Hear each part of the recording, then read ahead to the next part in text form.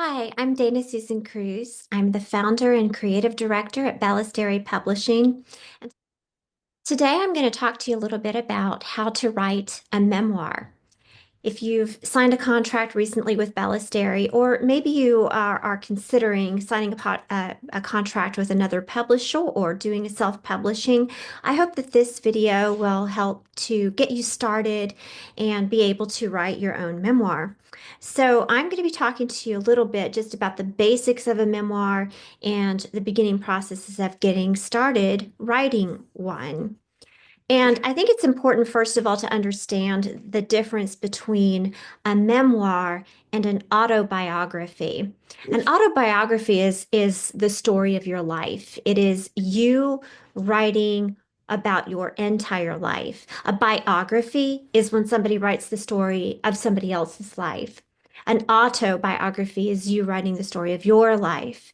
But a memoir is a little bit different because a memoir is a glimpse into a certain time period of your life or a theme in your life, a specific journey or a central theme, something that happened in your life. So, of course, at Ballesteri, we have a lot of memoirs written about somebody's journey with pediatric cancer. And so it's not all about their whole life from birth through wherever they are today. Instead, it's about pediatric cancer. That's the theme of the memoir, and it's also the very specific event that the memoir is about.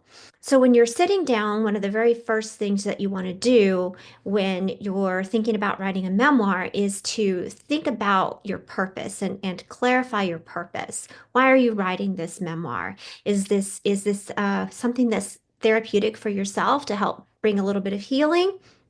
Is it to inspire others, to document history, to entertain, um, to raise awareness, which I think a lot of our authors feel like that's a really important thing, or maybe it's a combination of all of those reasons. But thinking about your purpose will help you to construct your memoir instead of being scattered all over the place. It will help you to just kind of hone in on, hey, let me get back to why I'm doing this. And that will help you then to truly focus on what's important and what needs to be in there. The next thing that I think is important to do is to just sit down with a good old-fashioned piece of paper and a pencil or pen. If you if it hurts your hand to do that, try instead to use your laptop or whatever you like to do, but make an actual list and create a memory list. Now, for some of our authors who've written about their cancer journeys, some of them were way too young. They were babies or toddlers when they were diagnosed, and so they don't actually have a memory of their diagnosis, but they're sharing their cancer journey because it affected their whole life, and it they have late effects and long-term effects from their therapies. So their central theme is more the journey of life in the aftermath of pediatric cancer. But if that is the case with you, even in your memory list, talk to other people who are around during that time. Your parents, maybe you have an older sibling or grandparents, somebody who was around at the time of your diagnosis. Maybe you're still in touch with your oncology team. Talk to them and get some of the factual information. But while you're making that memory list, think about all of the different um, circumstances and situations that happened during your journey. And I'm going to continue to use childhood cancer as the example. But whatever your memoir is about, think about you can apply this to that also. But thinking about the sights and the sounds and the circumstances and situations like that, the first moment you ever heard the word cancer, or the first moment you walked through the doors of the cancer hospital, or the sights and the sounds in the chemotherapy unit, what it felt like to have that radiation mask, and what,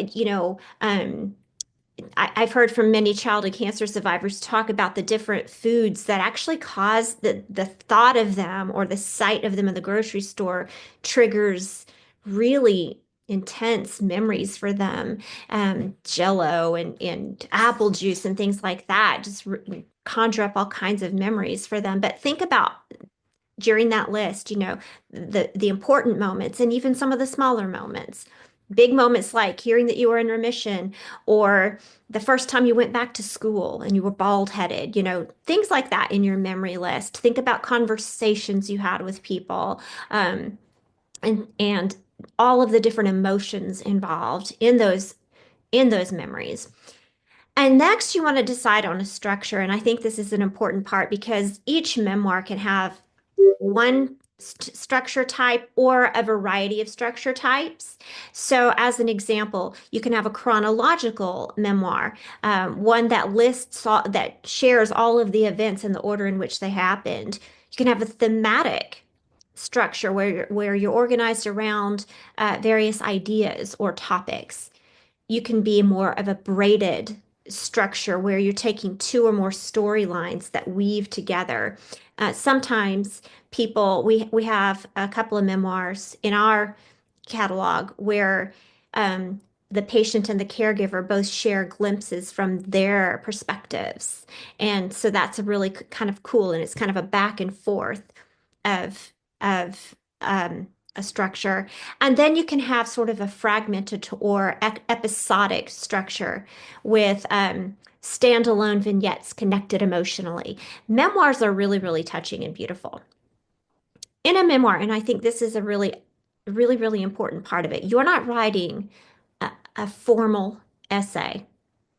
Now, if you have a tendency to write a bit more formally, because I have some writers who do, that's okay. If that's who you are, that's who you are. And the memoir really needs to express who you are. It needs to sound like you. It needs to look like you. It needs to feel like you. Um, but in a memoir, you're writing more like a movie. So you want to create scenes for people to read, not summaries. You want to pull them into this story. You want to show them what happened, not tell them what happened, to let them feel like they're walking alongside you in this situation you're writing about. So a really good memoir makes just pulls the reader in and they feel like they're right there in the hospital with you. They feel like they're right there receiving the news about the cancer, or if you're the caregiver and you're writing it about having a child with cancer, you feel that gut-wrenching horror story and that feeling deep inside your soul of what it's like to hear those words, your child has cancer. So we're experiencing this right alongside you. So you're creating these emotional themes. You're giving us dialogue and sensory detail. Let the reader experience your life with you. You want to be honest, but be selective. So share all of the raw, authentic truth about this story, about who you are, the good, the bad, and the ugly. Talk about your flaws, talk about your imperfections and your mistakes, and talk about your weaknesses as much or as little as you want. But don't feel that you have to share every single detail with your readers. Some things are better left between you and you. You don't have to share everything. So be selective. Think, what benefit does my sharing this bring to the table? Is this a very significant part of the story? Is this something that's going to bring a little comic relief, maybe? What is my reason for adding this? What benefit is there? So don't feel you have to say every single little thing that happened. So honest but selective.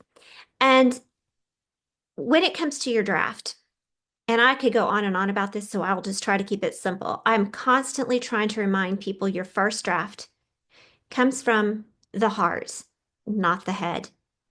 Do not worry about grammar, punctuation, spelling. If it sounds good, don't think about anything other than, and I'm going to use this very expressive graphic thing that I say to writers all the time. Vomit the story out on the page. Just get it out there. Don't think, feel. Put your story down on paper without worrying about perfection. This, in some ways, helps to get rid of problems like writer's block because you're not now worried about what everyone's going to think about it. You're just, as again, vomiting out your story on the page. So again, your first draft comes from the heart, not the head.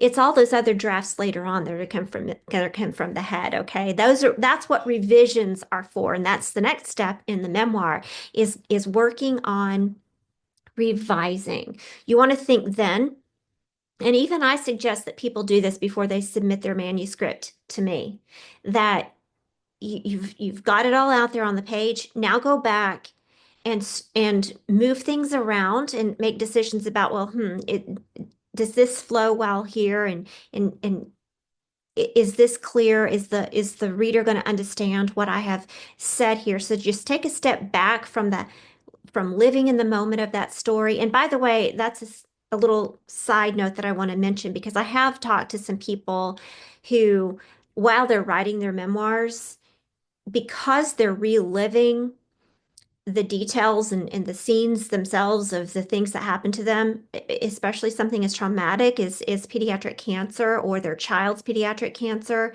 um, a lot of times it's very difficult emotionally. And so I would say to you on your first draft and later drafts, it's important to take little breaks here and there, get away from it, go on a walk, read a funny book, go watch a funny show, just do something that's going to remind you, oh, that I'm not in that moment anymore. Because reliving it over and over again as you prepare your memoir is not easy.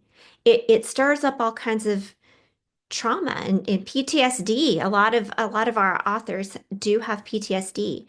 So keep that in mind and have some people in your life who I like how my author Mariah has what she calls her inner circle. These are people in her life she trusts, people she can talk to and be open with and honest with who help her and are kind of that ground her a little bit. And so you need that too. And you need to take breaks, whether it's the first draft or the revisions, because you're having to reread and refeel all the stuff that happened all over again. So but while you're doing your next draft and your draft after that and your draft after that, always be thinking about, does this make sense to the reader? If I had never read this story before, does this flow well? And just think about clarity and ask yourself questions like, are these scenes working together?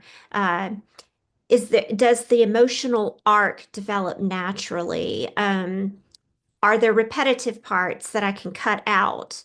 And that happens a lot of times with authors is they are so caught up in the moment of writing that they forget, oh, I already told this part of the story. So it's important to think about all those things. And then next is readers want both your story and your insights. So think about that when you're writing a memoir, especially if it's about childhood cancer, that there, and this goes back to the beginning when I asked you to think about your purpose. Are you sharing it just for inspiration's sake, or is there a greater purpose? Like, are you sharing it because we all can learn from each other how to handle difficult situations, or is there some lesson that I can, as a reader, learn, even if my situation in life is vastly different than yours? Is there something that I can learn from what you endured? And if so, think think about your insights that you're offering to your readers. Um, Reflect on what events mean to you now versus back then. Now that they say hindsight is 2020, looking back, what do you see now? And share some of those insights with your reader.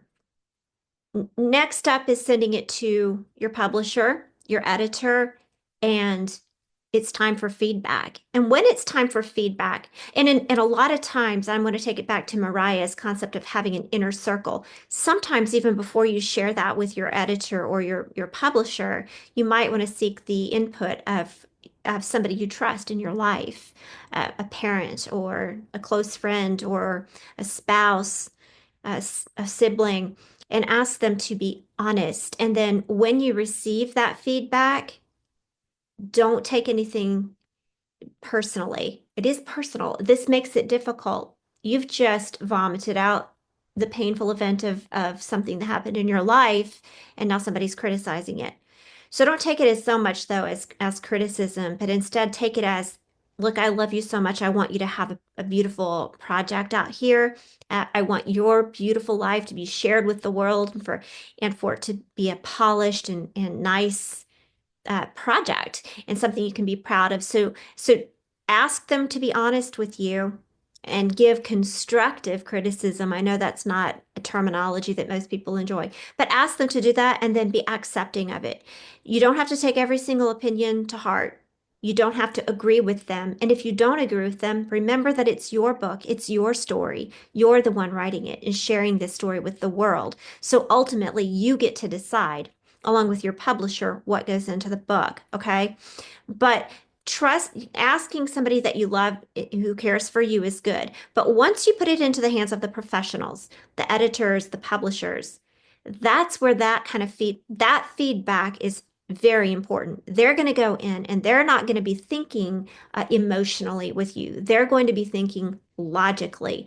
What makes sense to the reader? How is the best way to present this project to the whole world? And so when you start seeing the various comments, and you might have an editor who says, wow, this doesn't need a whole lot of work. Or you might have one that says, I really think this needs to move over here, and this needs to move over here. This needs to be cut out, and this needs to be completely rewritten because it's very hard to comprehend. And you're thinking, well, I understood it perfectly. Well, keep in mind, it makes sense to you because you lived it, but you've got a professional now telling you this needs to be altered, and trust their judgment. They're in the business, they know what they're talking about. So let them offer that feedback and you listen closely to them. Professional editors can be great friends to you because they actually want your book to be beautiful, okay? And then you finally get to the place where you're working on a final draft. And on this, you definitely want to be focusing on grammar and syntax. You want to be focused on the language, the tone, the pace, the structure. I also want to throw this out there because it just dawned on me, something else to think about, especially if you're sharing, a story about something that personally happened to you and you're talking about other people who are a part of your life, whether those were your physicians or classmates or anybody involved in the story at all. It's not a matter of legal, but it's a matter of ethical. It's usually best to ask their permission if you're going to use their name because some people don't want to be mentioned. So, you might want to go and say, hey, I'm writing this story and I'm going to talk about, such and such that happened on our school basketball trip and do you care if I talk about that and share your name? And they might say, sure, no problem. Or they might say, I'd rather not. And in which case say to them, okay, fine. Are you fine with me using a pseudonym? And some people that works for them. Oh yeah, that part definitely. You can use a different name. It's not that you're saying something bad about a person. It's just that maybe for whatever reason they don't want their name mentioned. And you'll see that a lot of times with, your oncology team. They may or may not want to be mentioned by name, and you can use a fake doctor name. When you're talking about hospitals where you were treated and things like that, you don't typically need to get permission to mention those places or schools that you went to. I can't think of anything else, but just things like that. You don't really need to get permission from those places to mention them, especially if you're not saying something bad. You don't really need to worry about it. Okay. So I think that gives you kind of a glimpse into how to get started, and kind of the process of writing a memoir. And I really, really, really hope that you will um, do this for your own sake. I think writing is very therapeutic, and writing a memoir is a good way to share the history of something that happened in your life that was very big and meaningful. Thank you so much for listening in today and have a great afternoon.